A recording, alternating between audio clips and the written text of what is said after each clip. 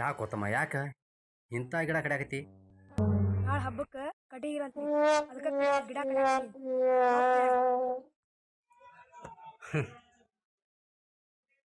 ನಿಮ್ಮಪ್ಪ ಹೇಳ್ಯಾನಂತೇಳಿ ಇಂಥ ಬಂಗಾರ ಅಂತ ಗಿಡ ಕಡಿಯಾಕತ್ರ ಇಷ್ಟೆಲ್ಲ ಗಿಡ ಕಾಣ್ತಾವ ಎಲ್ಲ ಬಟ್ ಇದೇ ಗಿಡ ಕಡಿಯಾಕತ್ತಿಲ್ಲ ತಮ್ಮ ನೀನು.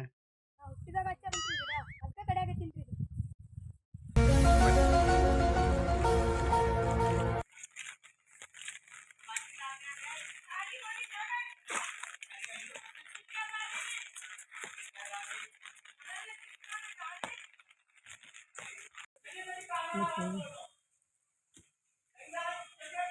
ತಮ್ಮಲ್ಲಿ ಬಾಯಲ್ಲಿ ಪಕ್ಕ ನಮ್ಮ ಪಕ್ಕ ಅದಲ್ಲ ನಿಮ್ಮ ದೋಸ್ತ ಅಲ್ಲಿ ಹೊಲಕ್ಕೆ ಹೋಗ್ಯಾನ.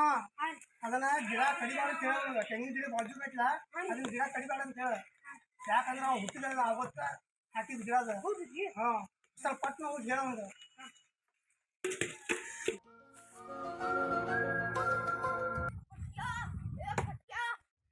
ಏನಾತ್ಲಿ ಸಂದಾಸ್ ಕೊಟ್ಟಿದ್ನಿ ಅಪ್ಪ ಕರೆದ್ ನನ್ನ ಜೋರ್ ಓಡ ಬಂದಿನಿ ಎಲ್ಲಿನಿ ಅದಕ್ಕಲ್ಲಪ್ಪ.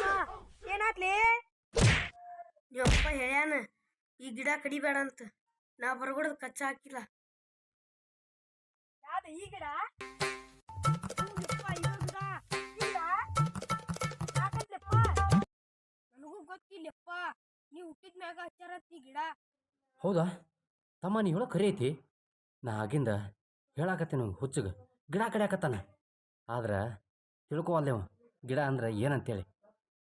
ನೋಡು ಲೇ ತಮ್ಮ ನೀವು ಹುಟ್ಟಿದ ಮ್ಯಾಗ ಹಚ್ಚಾರಂತ ಗಿಡ ಅಂದ್ರೆ ಏನು ತಿಳ್ಕೊಂಡು ನ್ಯಾಳ ಕೊಡ್ದೈತಿ. ಹಂಗೆ ಈ ವರ್ಷ ಎಷ್ಟೋ ಜನ ಸತ್ರ ನಿನಗೆ ಗೊತ್ತಿಲ್ಲ. ಲಾಕ್ಡೌನ್ ಅಂತ ಮಾಡಿಕೇಸಿಂದ ಕೊರೋನಾ ಅಂತ ಹೆಮ್ಮಾರಿ ಹೊರಕಾಗ ಎಷ್ಟು ಜನ ಸತ್ರ. ಸಿಲಿಂಡ್ರದಾಗ ಗಾಳಿ ನೋಡ್ಕೊಂಬಂದ ಬಿಸಿರವಾಗ. ಅದಕ್ಕೆ ಜೀವನ ಭಾಳ ಕಷ್ಟ ಐತಿ. ಮನುಷ್ಯ ಊಟ ಇಲ್ದ ಬದುಕ್ಬೋದು, ಆದ್ರೆ ಗಾಳಿ ಇಲ್ದ ಬದುಕಕ್ಕಾಗಲ್ಲ. ನಾನು ಹೇಳೋಷ್ಟ ಹೇಳ್ತೀನಿ, ತಿಳ್ಕೊಂಡ್ರೆ ನಿನಗೆ ಒಳ್ಳೇದು ನೋಡಪ್ಪ.